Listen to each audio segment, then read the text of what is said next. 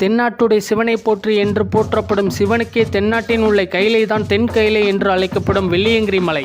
கோயம்புத்தூரிலிருந்து சுமார் 30 கிலோமீட்டர் தொலைவில் அமைந்துள்ள தமிழ்நாட்டிலே மிகப்பெரிய இமயமலை என்று அழைக்கப்படும் 7 மலைகளை கொண்டது வெள்ளியங்கிரி மலை.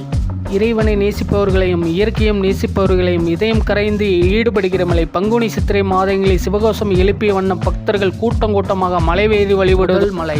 ஆன்மீக பயிற்சிகளை பின்பற்றுவது எப்படி ஆரம்பத்தில் சற்று சிரமமாக இருக்குமோ அதுபோல முதல் மலை ஏறுவது சற்று சிரமமாகவே இருக்கும். முதல் மலையை தாண்டி வருபவர்களை வரவேற்க விநாயகப் பெருமாள் காத்து கொண்டிருப்பார். இரண்டாவது மலை பயணம் பழகிவிட சுனையில் நீர் குடித்து இரண்டாவது மலையின் உற்சாகம் நடையிடும் போது அதன் எல்லையாக நிமிர்ந்து நிற்கிறது வழுக்கும் பாறை. இந்த பாறையில் ஏறும்போது புதுமையாக ஒரு உணர்வு தோன்றும். மூன்றாவது மலை ஒரு சுனையோடு துவங்கி இதற்கு கைதட்டி சுனை என்று பெயர்.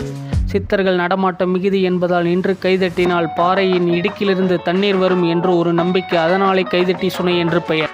பாம்பாட்டி சித்தர் என்று சொன்னவுடன் நம் நினைவுக்கு வருவது மருதமலை. ஆனால் இந்த இடத்தில் வசித்திருக்கக்கூடும் என்றும் கூறுகின்றனர். நான்காவது மலை சமதளத்தில் நடந்து போக எளிதாகவும் இந்த மலை உள்ளது. இது மண்மலையாக இருக்கிறது. 4ஆம் மலையில் ஒட்டர் சித்தர் சமாதி இவ்விடத்தில் உள்ளது. ஒட்டர் சமாதி என்ற பெயர் வெள்ளியங்கிரி பக்தர்களுக்கு நன்கு அறிந்த பெயர். 5வது மலை பீமன் கலியுருண்டை என்று பெயர். அர்ஜுனன் தவம் செய்த இடமாகவும் அர்ஜுனன் தலைப்பாறை போன்ற இடங்கள்லாம் இங்கு உண்டு.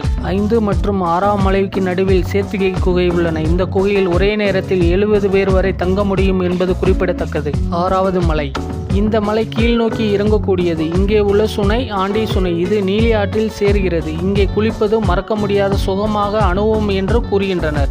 5வது மற்றும் 6வது மலை வெள்ளை மணல் கொண்டவை. இவை திருநீற்று மலை என்று பெயர் உண்டு. 7வது மலை சுவாமி முடிமலை என்று பெயர் கொண்டது. முதல் மலை ஏறிய போது இருந்த அதே அளவு சிரமமும் சவாலும் நிறைந்ததாகவே இருக்கும். பெரிய பாறைகள் 3 சேர்ந்து இயற்கையாகவே தோரணம் போல் அமைந்திருக்கும். இதை தோரணமயில் என்று அழைக்கின்றனர். 7வது மலையில் இருக்கிற சுயம்புலிங்கம் அனைவராலும் வழிபடுகிற வெள்ளியங்கிரி ஈசன் சன்னதி அமைந்துள்ளன.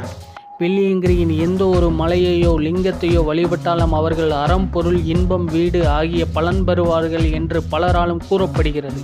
ஈசனையே போற்று.